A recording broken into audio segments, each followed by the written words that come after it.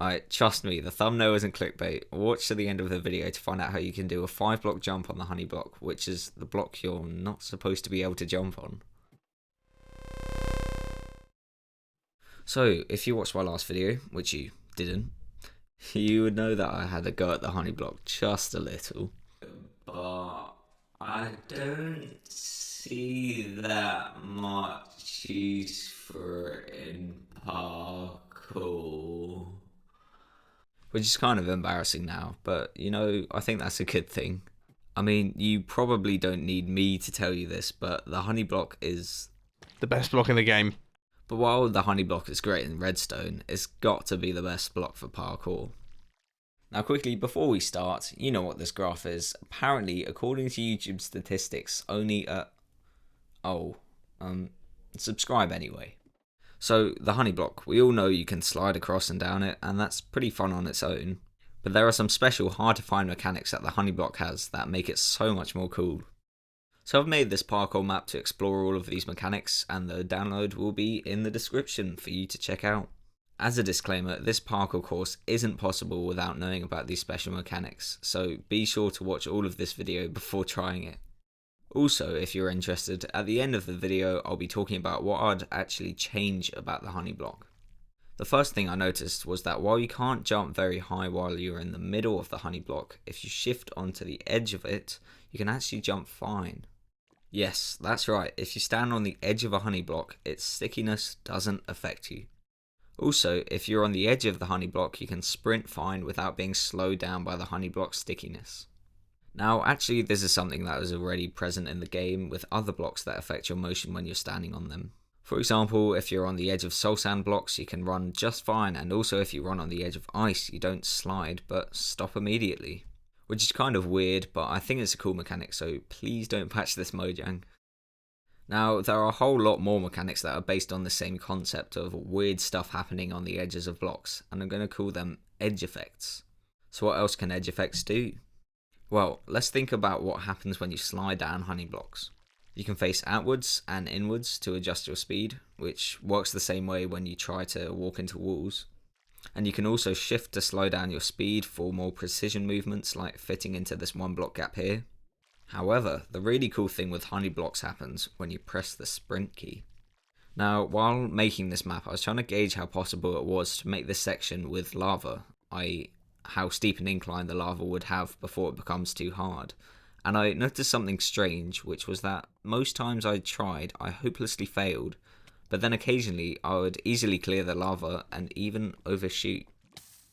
I held the sprint key every time I made this jump, but actually it usually has no effect on how far you can travel. Except when you're perfectly in line with the honey blocks. Then you're actually able to sprint along the honey blocks and clear much greater distances. And this is great because you need to be pretty accurate in lining yourself up with the honey block to make sure you sprint. If you're facing too far into the honey block, you'll be kicked out of the sprinting animation. And if you face too far out, you'll fall off the wall entirely. This makes parkour on the honey block require quite some skill. Now the questions you're probably asking right now are, how and when do these edge effects occur? Well, let's start with the effect that occurs when you're standing on a block. Now when you're shifting right on the edge of the block, your hitbox is barely touching the block, and it turns out the slowness of the honey block or soul sand or the effect of any other block only kicks in when half of your hitbox is over the block. So that actually allows quite a lot of breathing room when it comes to using edge effects on the top of blocks.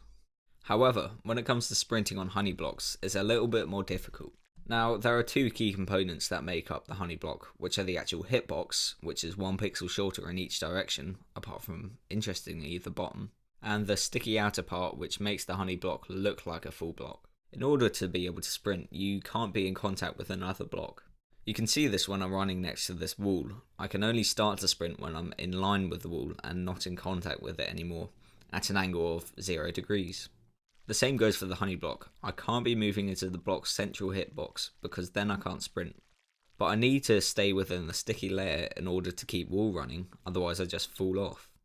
So I only have a pixel of space to work with in order to sprint, and I always need to keep myself within this region.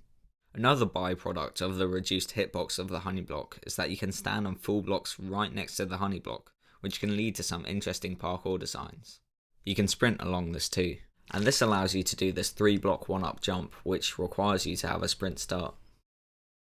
However, one problem about the honey block's edge effect is that it's now almost too easy to just jump normally on the honey block. I designed this bit of parkour so that you need to get to each of the quartz blocks to jump to the next one, because you can't normally jump on a block of honey. However, you could ignore the quartz and just jump on the back edge of the honey blocks to get to the next block up. Now again, I love these edge of block mechanics and don't want them to be removed from the game, but I suppose this is just a warning to parkour map makers that you need to be very careful about the jumps you create with the honey blocks, because they could be exploited. Now, this bit of the map requires you to get off the edge of the honey block and slide down, which is more difficult than it seems, as it's all too easy to fall. The way to complete this bit is to let go of the S key just before you let go of the shift key, and you actually move back just far enough to start sliding down. These elevators here aren't my own idea. I saw them on a post made by Mojang onto the Minecraft website and were created by S527, link in the description. They work because of the reduced size of the honey block's hitbox, allowing you to touch the water and therefore be pushed up by the soul sand bubble elevator. One last interesting thing to mention is what happens when you jump next to honey blocks. Usually you can jump up as normal and then drift down on the honey, but sometimes if you shift right onto the edge of the block you are on, you are able to jump normally. However, this only seems to happen some and not all of the time, which is interesting. I haven't done enough research to figure out why sometimes you stick to the honey and sometimes you don't, but it might be to do with the fact that the shift key doesn't take you right to the edge of the block, and if you go just a little further without falling off, you don't interact with the honey. I don't know if this feature would have a use, but I thought I might point it out. Finally, here are a few things that I think the honey block needs changing. You probably will have noticed these red concrete blocks on the course, and these are present because the jump to the quartz is no longer possible in the current version of the game. The reason for this is that in 1.15 pre-release 2, Mojang adjusted the honey block mechanics so that entities lost their momentum when they interacted with the honey block. So while in pre-1 you could sprint up to a honey block and then glide along it at the same speed as you approached it, in pre-2 your speed is capped, and when you jump into a honey block you can see this backwards force that slows you down. Now, while this mechanic may be slightly more realistic, I think it really takes away from what you can do with the honey block, as it removes the whole idea of momentum from this area of parkour. Take the 4-block jump for example. If you only have a run up of 1 block, it takes quite precise timing to make it. However, if you have a longer run up, it becomes much easier, and this is because the longer you run, the more speed, or momentum, you gain.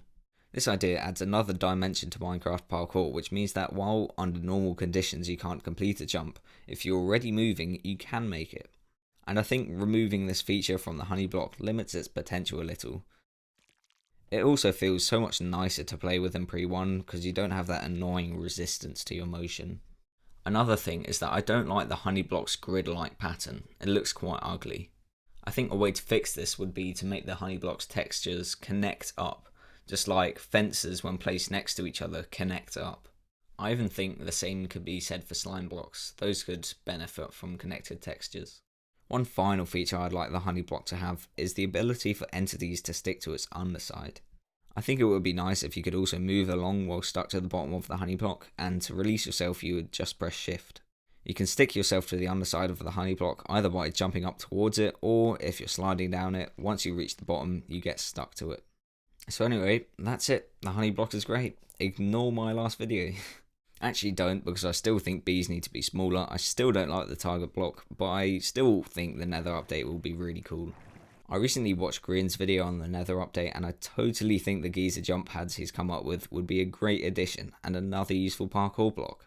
Other than that, remember, the parkour map download is in the description. I didn't want to show you what's in this tower because I think it'll be a nice surprise for you. But anyway, I've been Thermal. Bye. And yeah, in case you forgot, here's how to do a 5-block jump on honey.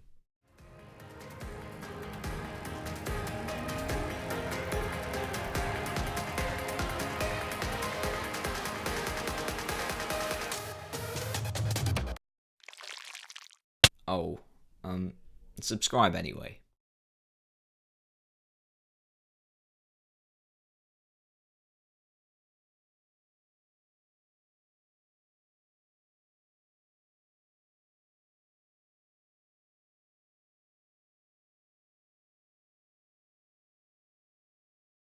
Subscribe anyway.